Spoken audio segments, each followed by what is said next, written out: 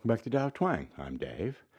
So we're still on this D thing, and we've called it British invasion, Southern, uh, classic rock. It seems to mean something to everybody, and a little bit different because this riff and this kind of thing just shows up in so many different places, and so I figured it deserves another little look here as far as jamming over this.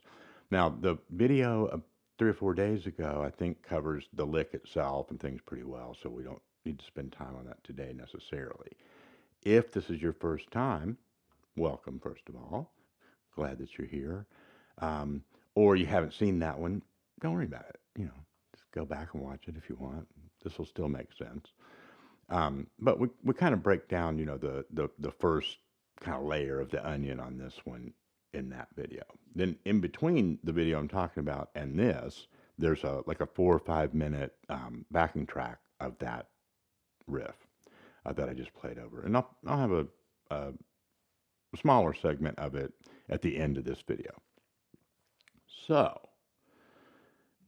if we don't do anything else today, I want to get this one thing really going here with this targeting idea. Now, we talked about that a lot with the root, the third, and the fifth in that previous video.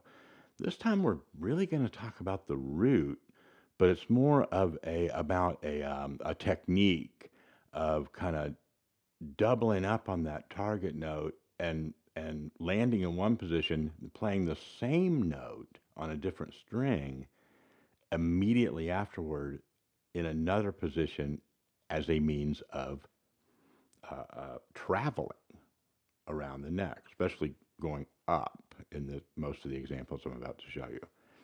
That sounded way more complicated than it really is. Here's what I'm talking about.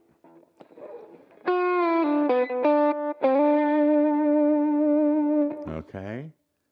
Now, landed on the root D. Okay. So we're when I say root, we're talking about the note D. That's just a little blues lick. You can bend it up and back. You can start with it up. You can do it any which way you want it.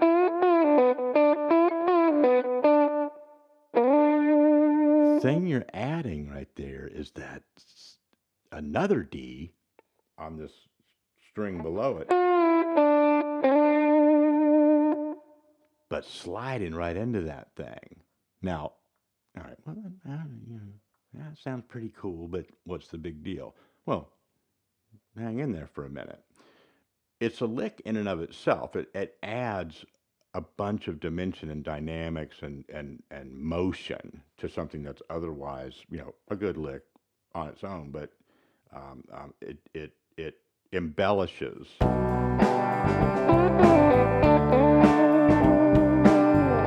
This kind of gets you going, right? It's kind of it kind of jump starts you.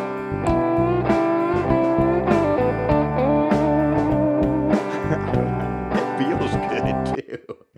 Just try it a few times. It feels really good. So when you do that, you just feel like, oh, yeah, now something else is about to happen here. And this is the really cool part, is that you've changed positions in this way that's just not real, heady. You're not really like, oh, I'm going to go up here, then I'm going to cage out down here, then cage. All that stuff works great.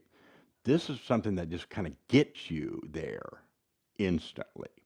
And when I say get you there, it gets you to another position where then you can also do some different. This is where it is nice to know a lot of your different pentatonic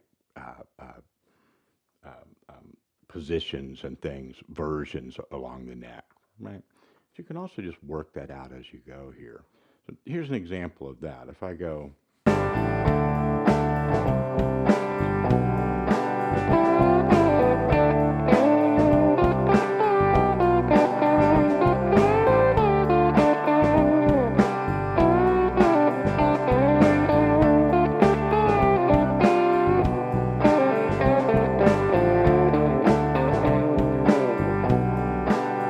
Okay, so see, there's licks that you might already be pretty familiar with. That's all D major pentatonic type stuff, right?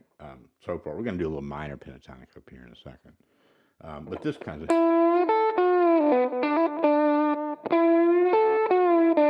that. Maybe that's where the Southern comments came from, right? So it does have that. It does have that, you know, dong dang, dong, dang, you know, beat to it also. So that root's just going to work over any part of that bass line and stuff too. Okay, so embellishing something that's melodically simple, pentatonic stuff, kind of working around that root, but then the timing and the bouncing and the dancing and this kind of unison sliding really gets it going. Just a simple formula. I like this position right here. I like this because of the twang. I like this just because it's just sweet.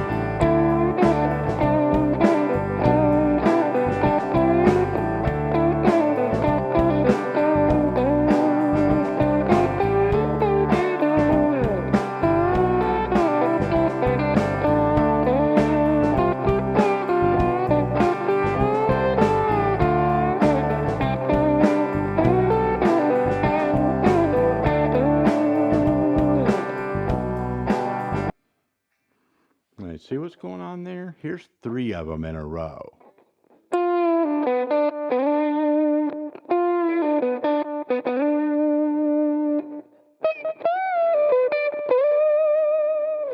Sorry, no, I had to think about that last one for a second. But these 2 are the same octave. They're just in different positions.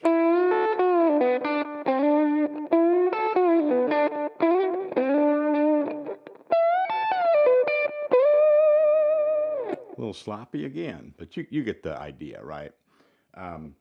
So if you're not down with that pinky thing and you're still working on stuff like that, simplify it,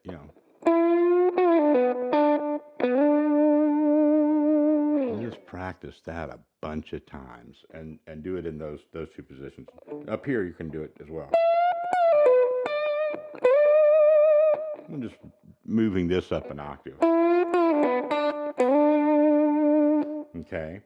Now, composition-wise, playing a solo and not with, using pretty simple concepts. Here's where this can really start to pay off. And I'm going to kind of go slow here and not let it run away with me. It's tempting.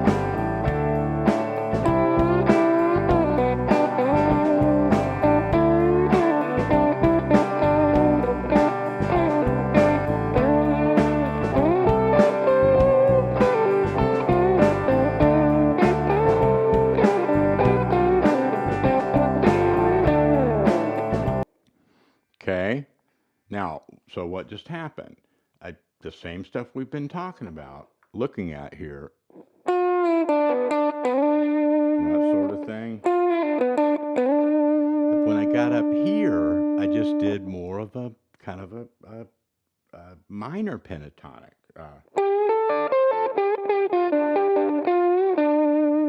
Right. Sometimes, though, I will use that major third, get a little bit more of that Mixolydian sound, because that's, if you look at the triad D, it's the root, 3rd and 5th are D, F sharp, A. So that's that F sharp. It's not really in the minor pentatonic scale.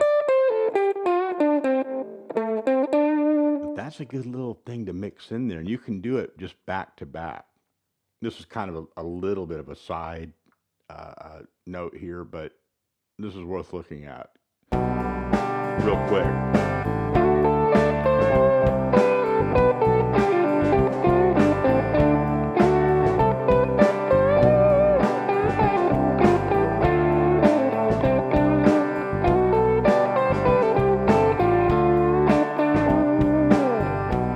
Okay, isn't that neat? That both, even though those are just right next door, they both work when you put them in the flow of this kind of progression, this kind of chord theory. And that's really cool because you're just mixing that kind of modal sound right back and forth, alternating it with that real basic bluesy sound.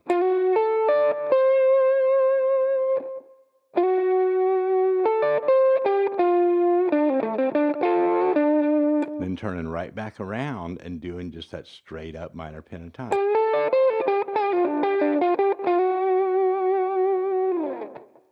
Okay, that's a little bit of that old Rick Derringer stuff or whatever, right? That major third is just rocky as hell, right? So, not to get too sidetracked, but you use here's a little practice routine. Um,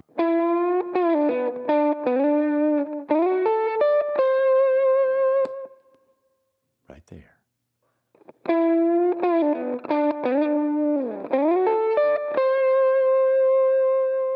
Ah, well, let's try it. I bet we can do it in different parts of this too. Doesn't always have to be lined up with the beginning of the track.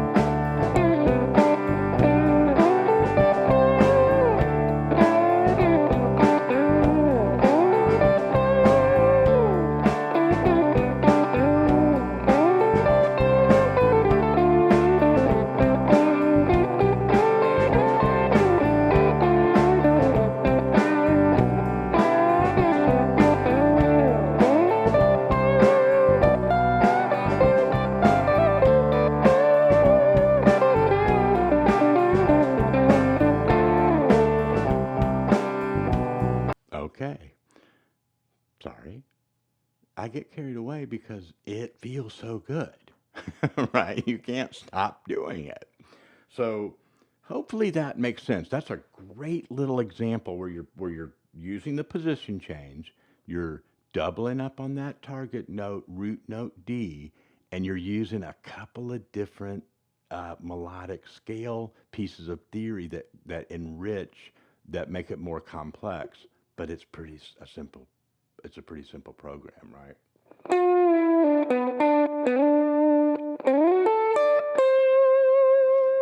And there's a little theme right there. Build on that, move that around. Do a little call and response type thing. You know, after you get familiar with that, get comfortable with that one version of it, start moving it around, make it a little more conversational. That's going to take off for you, man. You're right there. You're knocking at the door if you're putting those 3 or 4 elements together. But don't take on too much too fast, right? If this, you know, gets a little wobbly, go back and watch the video again, right? Send me an email or something. Um, that's the idea here. Um, then there's one other little thing I was going to mention. I can't think of it right now. I thought of it when we were playing there. That's a good place to um, to stop. Uh, it's a really quick little recap. I'm just going to play a little bit of that practice routine, and then I'll get you to the practice loop. Work out on this. Let me know how it goes. Thank you. See you next time.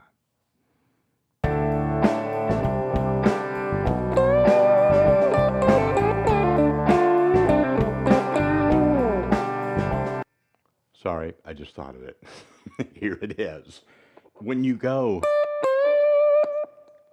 we do that all the time, right? And that's the same concept where we've hit the note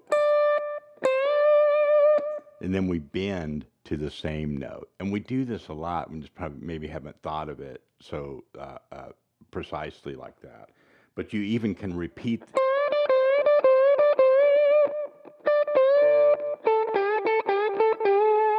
Right.